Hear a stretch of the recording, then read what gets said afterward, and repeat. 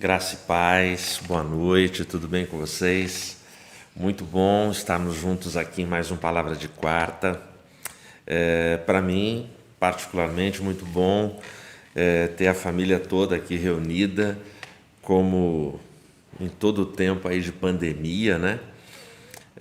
Se eu não me engano, no Facebook, na área de comentários, eu li um comentário, eu não lembro de quem, mas de uma irmã nossa lá do norte que acompanhou a gente durante toda a pandemia, falando assim, quando ela viu a Mariana, ela, nossa, que saudade, que nostalgia, estou vendo a Mary aí nesse cenário, estou lembrando de todo o tempo, estou voltando a 2 anos atrás.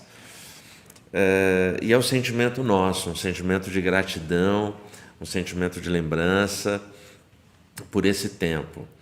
E aí esse friozinho, né?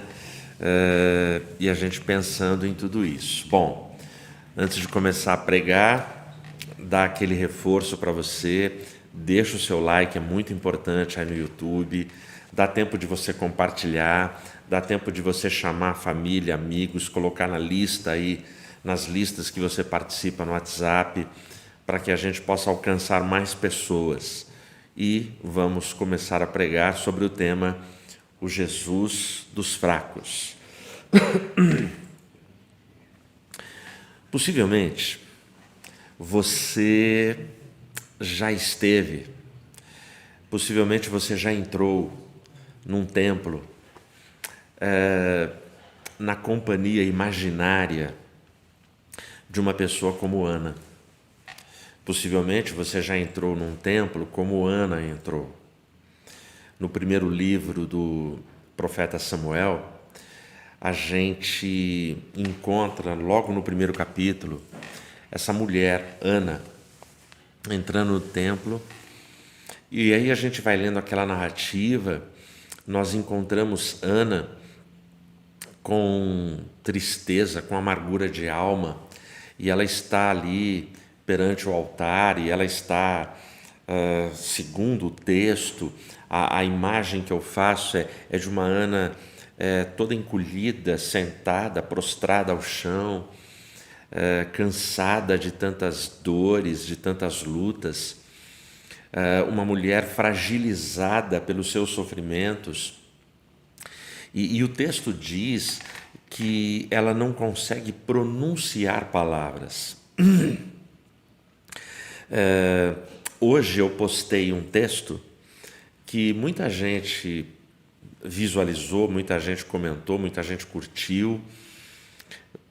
Possivelmente nessa audiência pode ser que tenha gente que tenha visto esse texto. E é uma frase muito simples, mas é uma frase que me tocou demais. A frase diz assim: Senhor, se porventura, se por acaso as minhas orações não estão sendo suficientes, por favor, ouça o meu coração. Ana estava desse jeito. Ana não conseguia falar. Ana não conseguia pronunciar. Ana estava naquilo que a gente chama de fim da linha. Sabe quando a nossa esperança está por um fio? Quando as nossas forças estão acabando? Quando a gente olha para todos os lados e a gente não vê saída, a gente não encontra alternativa. Quando você olha para a história e parece que a história silenciou. Quando você tenta ouvir alguma orientação, alguma voz e nada surge no horizonte, nada aparece de audível, de compreensível, e a gente fica naquela situação limite, naquela situação insuportável. É um momento de fraqueza, é um momento quando nós estamos totalmente, absolutamente fracos, fragilizados, nos sentimos impotentes, nos sentimos indefesos. E o que Jesus fala para os fracos? Qual é a atitude, qual é o comportamento, qual é o gesto de Jesus para todos aqueles seus seguidores que estão passando por vales de sombra de morte, que estão enfrentando desertos, que estão há tempos clamando, pedindo, buscando uma solução, buscando uma alternativa e nada encontram. O que Jesus tem para falar para os fracos e qual é a palavra que existe para gente fraca, gente que tem sido esquecida, tem sido desconsiderada por todo o sistema. O que Jesus fala? Qual é a ação dele? Qual é a ação prática dele? Como Jesus vê? Eu vou ler para você a resposta para essas perguntas. É um versículo do Evangelho de Mateus. Evangelho de Mateus 12, o versículo 20, em nome de Jesus.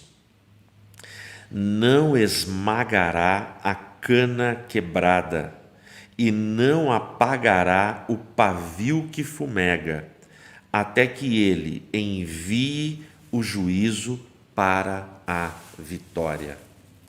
Feche seus olhos. Santo Deus, Pai poderoso que estás nos céus, glória, honra e louvor pertencem a Ti. Meu Deus, em nome de Jesus, fala conosco com poder, com amor e com graça. Nos ajuda. Em Teu nome, para a Tua glória e louvor eu oro. Amém.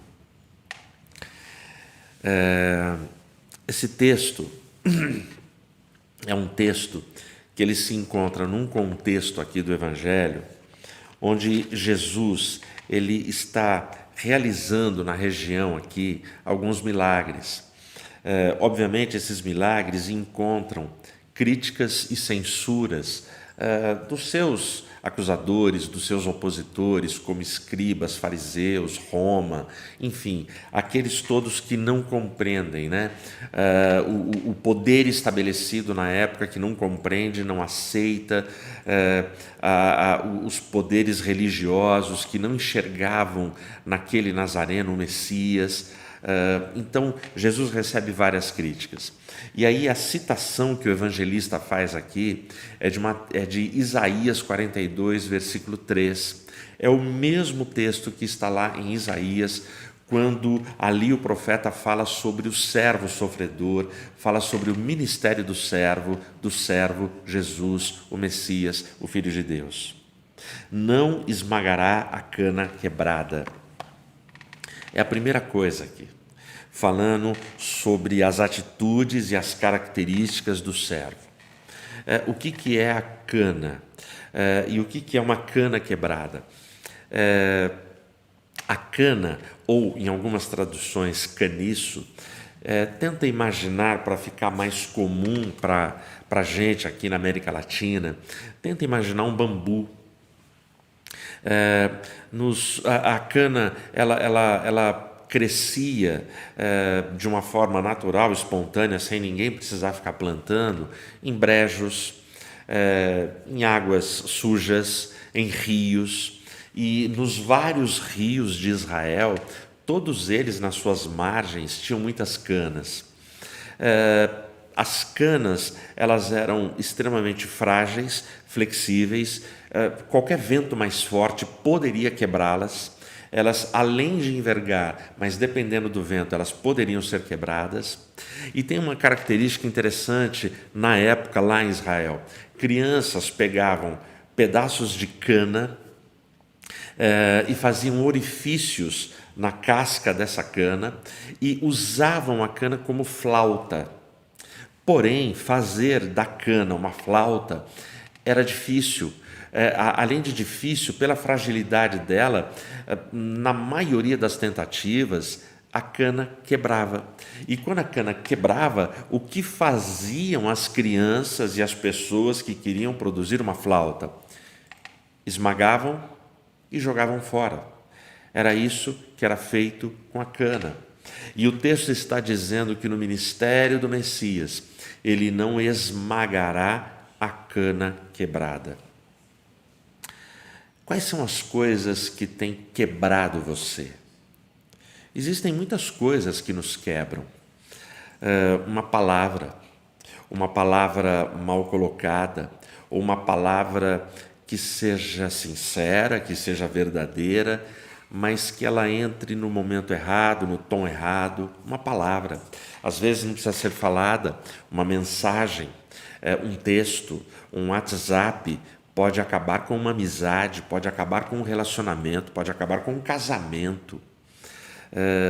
Um sonho frustrado, sabe aquele sonho que você alimentou, você cultivou, você desejou, orou por ele, acreditou que aquilo ia acontecer, e aí você se frustra, isso nos quebra.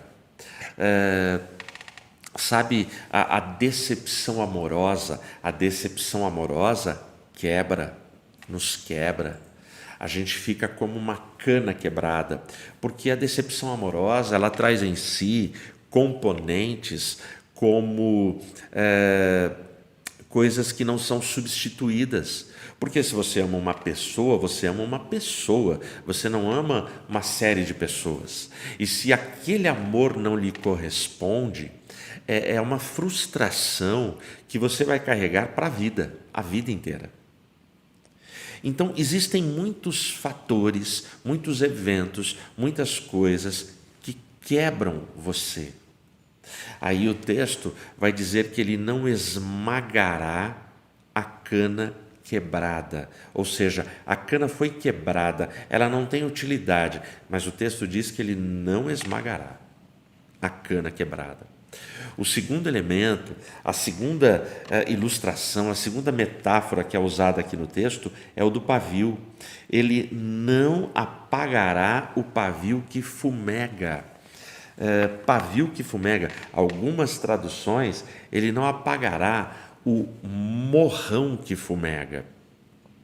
No caso do pavio, o que é o pavio? O pavio, ele existia, ele era de linho, ele existia nas candeias de azeite, as candeias que eram usadas como lâmpadas para iluminar.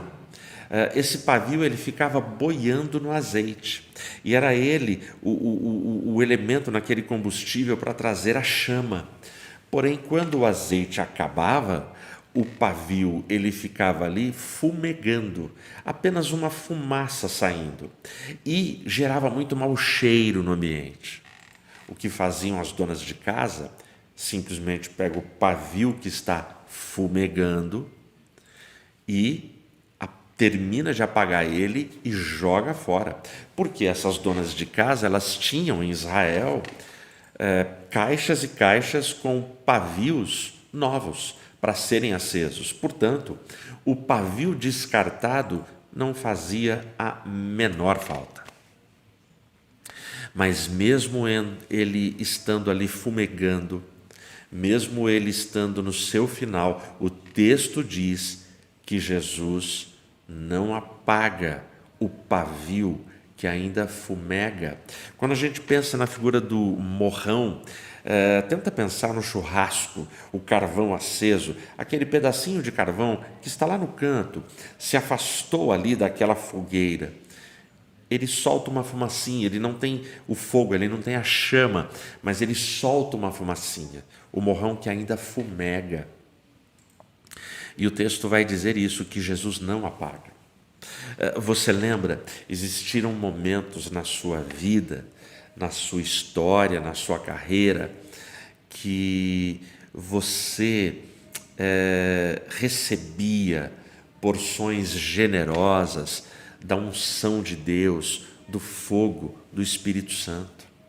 Lembra a motivação, o ânimo que você tinha no seu ministério, na sua caminhada? Lembra do ânimo que era para cantar, para louvar, para pregar, para visitar, para cooperar, para contribuir, para ajudar?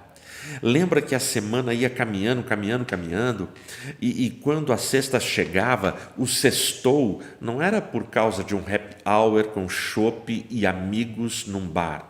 O sextou era sextou, o pôr do sol está chegando, o sábado está chegando, amanhã estarei congregando, estarei com os meus irmãos em momentos de comunhão, de receber e beber da palavra, de receber de Deus, de me desligar desse mundo e poder me reabastecer espiritualmente. Lembra dessa fase?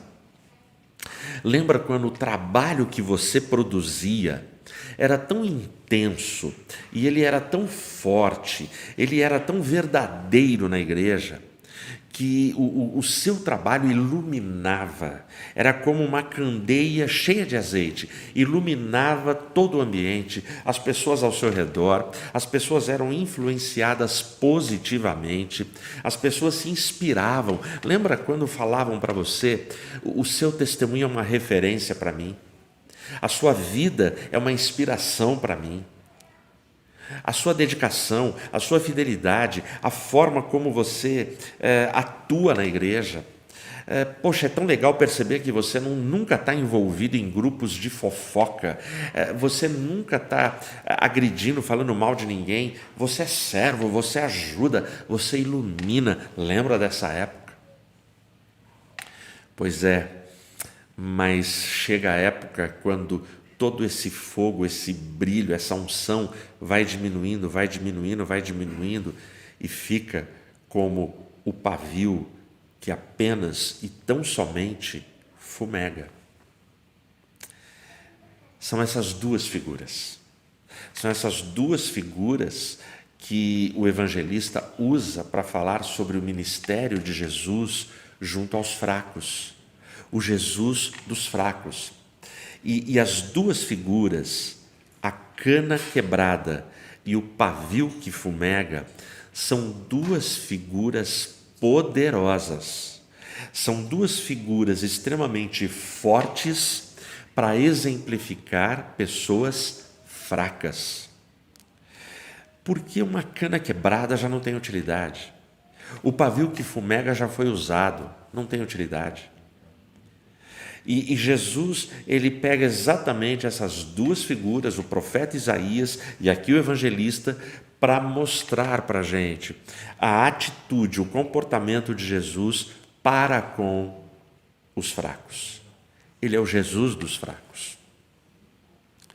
3 lições desse texto, desse versículo para a gente. A primeira delas, Jesus não desiste dos fracos. A cana pode estar quebrada, mas ela ainda é cana. O pavio pode estar fumegando, mas ele ainda é pavio. As pessoas esmagam e jogam fora a cana. As pessoas apagam e jogam fora o pavio. Mas o texto diz que Jesus não se esquece. E Jesus não se esquece porque ele olha e vê valor, ou seja, o sistema social que a gente vive e que infelizmente influencia e contamina os ambientes eclesiásticos.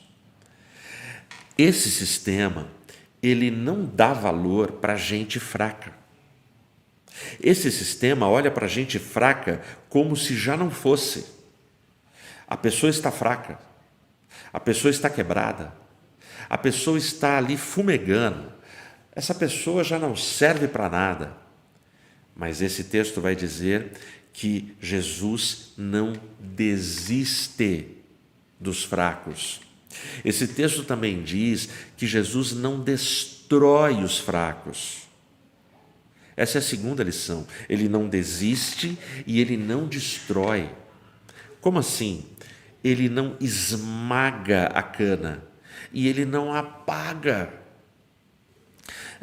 O sistema, os ambientes familiares, sociais, profissionais, escolares, os ambientes, eles tentam eliminar o mais fraco. A nossa sociedade é uma sociedade da competição, onde as pessoas estão o tempo todo competindo. O carro mais bonito, a roupa mais bonita, o corte de cabelo mais bonito, os desempenhos mais espetaculares. Vamos eliminando os mais fracos. Eliminem os fracos.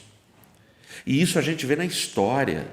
A ideia do Holocausto é toda a filosofia, a ideologia, é toda a pregação da eugenia, ou seja, todo ser humano que tem defeitos, vamos acabar com eles e só vamos deixar os perfeitos. Foi com o discurso da eugenia que Hitler conseguiu colocar no inconsciente coletivo alemão que era normal mandar judeus para campos de concentração e para fornos e queimarem judeus nos fornos. 6 milhões de judeus. Portanto, a gente vive numa sociedade que destrói o fraco. Ao invés de ajudar o fraco, empurra ele cada vez mais para o abismo, para o buraco, e ele não consegue se erguer. Mas eu e você servimos o Jesus dos fracos. Porque eu e você precisamos nos identificar com os fracos e reconhecermos as nossas fraquezas. Não vai pensar você não e ficar batendo no peito, eu sou fortão, porque as nossas fraquezas, elas estão escondidas dentro de nós, no nosso coração, nos nossos pensamentos, nos nossos comportamentos. E em muitos momentos da vida, essas fraquezas aparecem. A terceira lição é sensacional. Eu vou ler aqui o final do versículo 20. Ele não esmaga a cana quebrada. Ele não apaga o pavio que fumega. A última parte agora.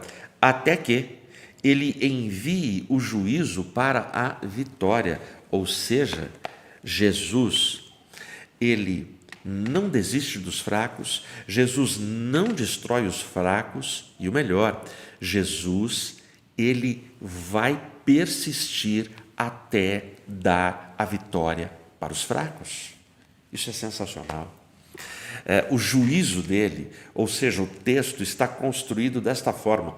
O juízo dele, a justiça dele, a justiça que ele vai fazer para os fracos é carregada de misericórdia, de amor e de perdão e de graça.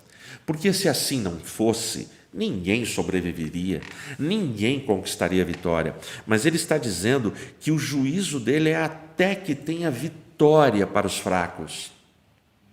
O fraco sozinho não vai conseguir.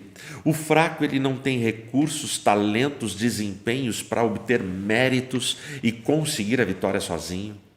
Mas Jesus, ele vem e diz: todo mundo, a sociedade, os poderosos, os familiares, os egoístas, os orgulhosos, eles podem esmagar a cana quebrada, apagar o morrão que fumega, mas se existir um restinho de vida, um fio de esperança, se existir ali alguma coisa, eu vou executar juízo até que cada fraco que me ama e me segue tenha vitória no meu nome.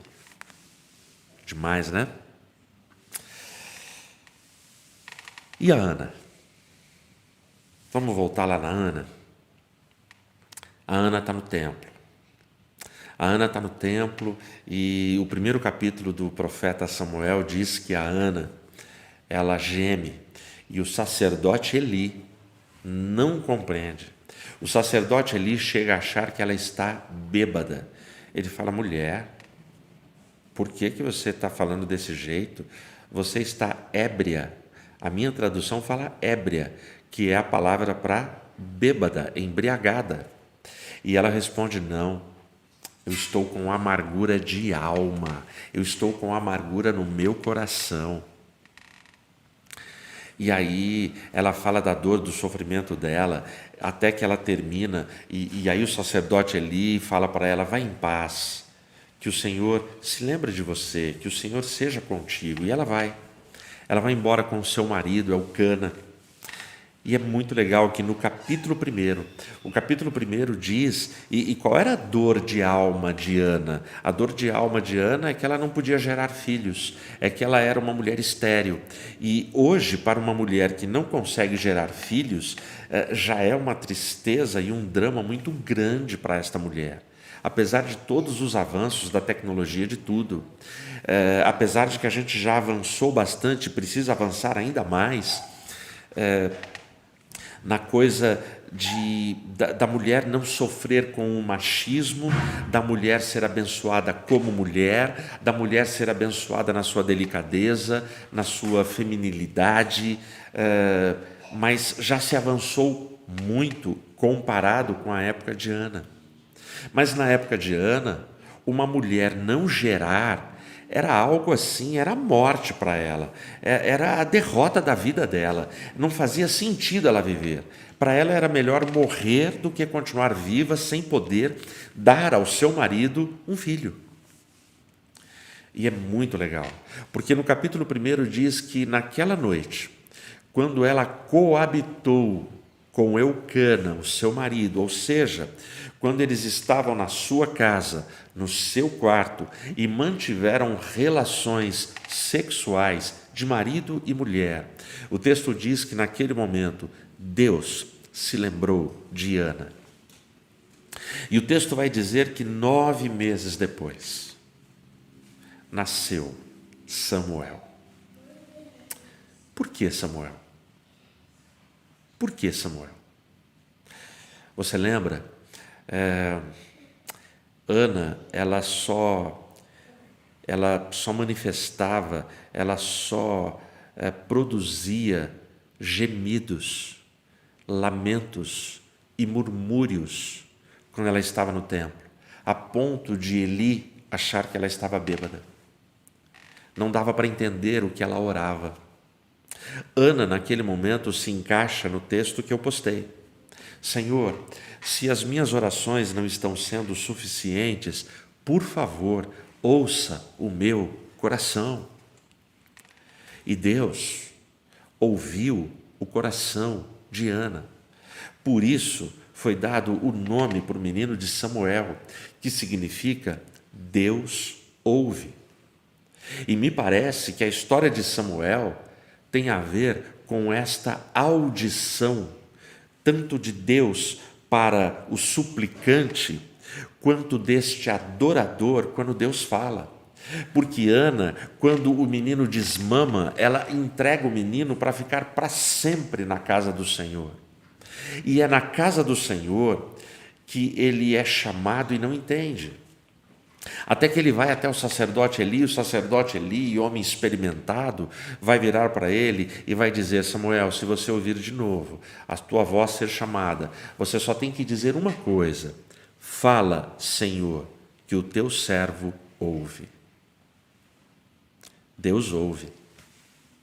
O legal é que a palavra Samuel, o nome Samuel, ele é uma junção de 2 palavras hebraicas: chama, ouvir, e El, Deus poderoso.